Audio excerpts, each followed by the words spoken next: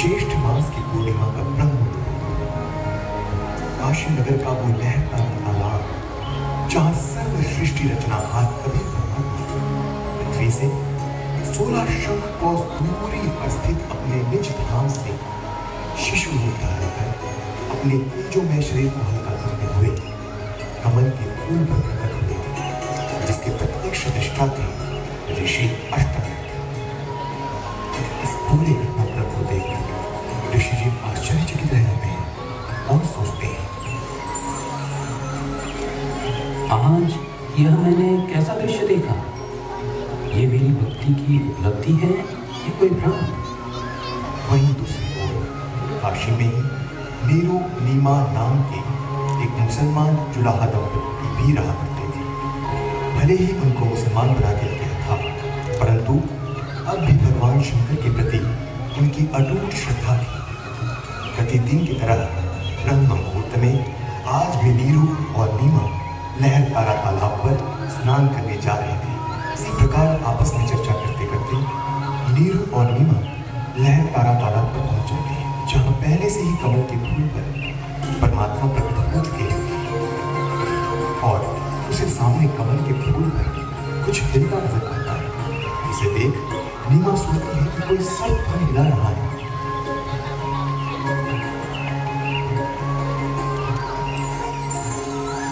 देखना जी, कमल के फूल पर बालक है। अब तुझे यहाँ जल में भी बच्चे दिखाई दे रहे हैं।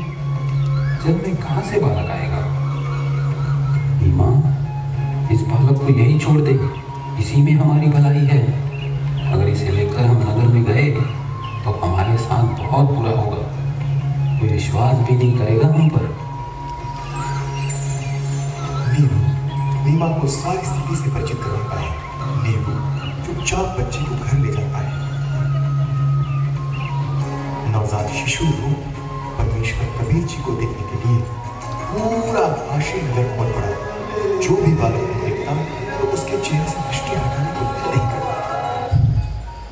जिस बालक के चेहरे से नजर हटाने का मन नहीं हो रहा था, किसने सोचा था कि वही बालक बड़ा होकर अपनी रचनाओं के द्वारा पूरे संसार को प्रेम, भक्ति और आत्मज्ञान का गहरा संदेश देगा और वही संत कबीरदास कहलाएंगे। भले ही उनकी परवरिश एक मुसलमान दंपति ने की थी, लेकिन फिर भी वे न तो किसी धर्म से बंधे थे और न ही समाज की सीमाओं से। उन्होंने सदा सत्य और भक्ति का मार्ग अपनाया और प्रेम का संदेश दिया।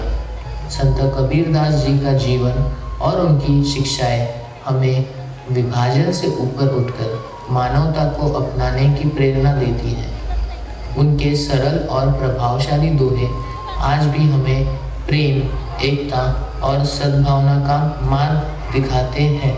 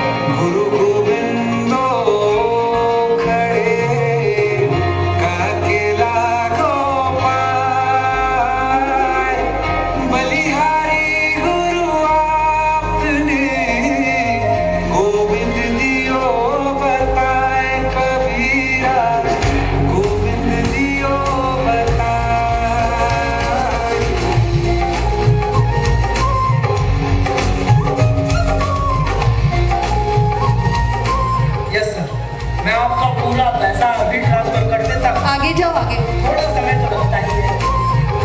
और हाँ, अगर आपको और डोनेशन की जरूरत हो तो हमें याद रखिएगा और हमारा परसेंटेज निकालना मत भूलिएगा। क्या है ना, हराम का पैसा हमें बहुत आता है। साहब, तुम लोगों को कुछ काम नहीं है क्या?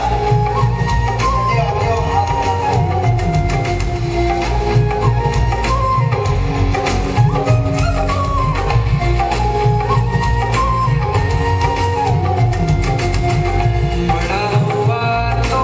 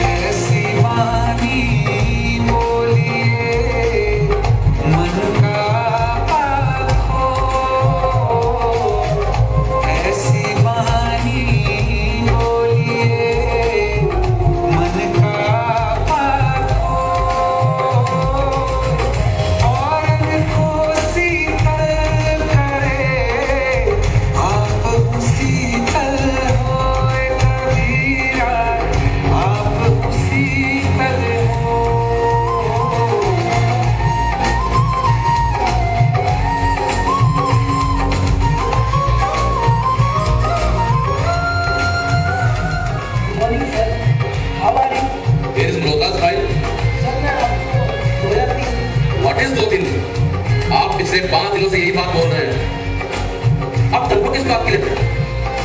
Get out from my office or get about your job.